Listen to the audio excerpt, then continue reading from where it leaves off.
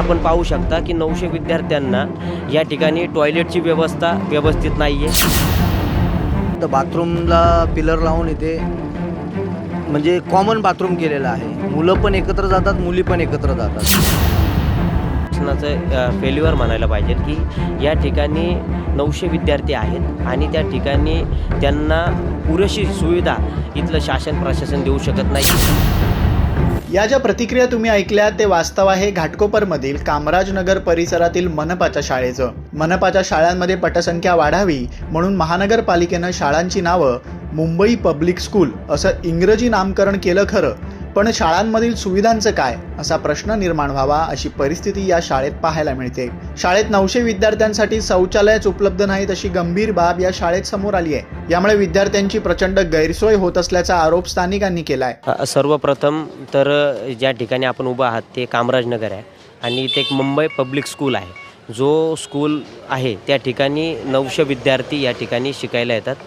अतिशय शासनाचं आणि प्रशासनाचं फेल्युअर म्हणायला पाहिजे की या ठिकाणी 900 विद्यार्थी आहेत आणि त्या ठिकाणी त्यांना पुरेशी सुविधा इथलं शासन प्रशासन देऊ शकत नाही. ही स्वातंत्र्य काळामध्ये आपण जगतोय ना अशी पद्धत या ठिकाणी वापरली जाते. त्याचा सर्वप्रथम मी तर निषेध करतो. या ठिकाणी आपण पाहू शकता की 900 विद्यार्थ्यांना या ठिकाणी टॉयलेटची व्यवस्था व्यवस्थित नाही आहे. मग तिथे मुलं आहेत त्यांना व्यवस्थित टॉयलेटची सुविधा नाही आहे. त्याचबरोबर आपण जर पाण्याची व्यवस्था बघितली तर ती पाण्याची पिण्याची जी टाकी आहे ती टाकी अतिशय तिला गळती लागलेली आहे. तिच्यामध्ये त्या पाणी स्वच्छ आहे की नाही तेही देखील आपल्याला या ठिकाणी पाहू शकता की दिसत नाही. त्याचबरोबर जे मुलं या ठिकाणी जो गेट आहे त्या गेटमधून शाळेसाठी ये जा करताना तो गेट अतिशय कमकुवत अवस्थेमध्ये झालेला आहे आणि तो गेट जर इतका 900-800 जो विद्यार्थी आहेत जर त्यांचा लोंढा जर बाहेर एकत्रित आला तर तो गेट केव्हाही कोसळून या ठिकाणी अपघात होऊ शकतो अशी परिस्थिती आहे. रहिवासी इथलंच आहे. मी 2 दिवसापूर्वी शाळा प्रशासनाला भेटायला आलेलो इथे.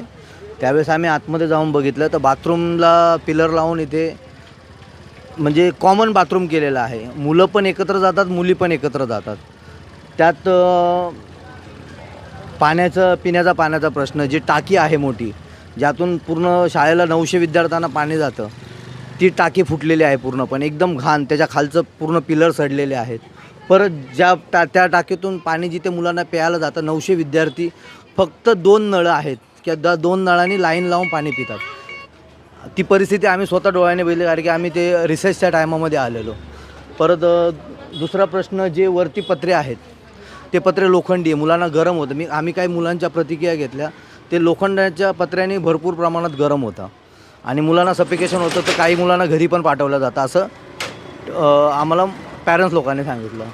कामराजनगरच्या या शाळेत 1ली ते 8वीचे मराठी आणि हिंदी अशा दोन्ही माध्यमाचे मिळून जवळपास 900 विद्यार्थी शिक्षण घेत आहेत. पण या ठिकाणी असलेल्या अपुऱ्या स्वच्छतागृहांमुळे विद्यार्थ्यांना रांगेत उभं राहावं लागतं.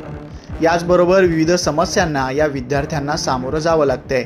या असुविधांबाबत शाळा व्यवस्थापनाशी बोलण्याचा प्रयत्न केला असता त्यांनी कोणतीही प्रतिक्रिया दिली नाही. त्यामुळे आता विद्यार्थ्यांची होत असलेली गैरसोयीकडे पालिका प्रशासन लक्ष देऊन तातडीनं उपाययोजना करणार का हे पाहावं लागेल.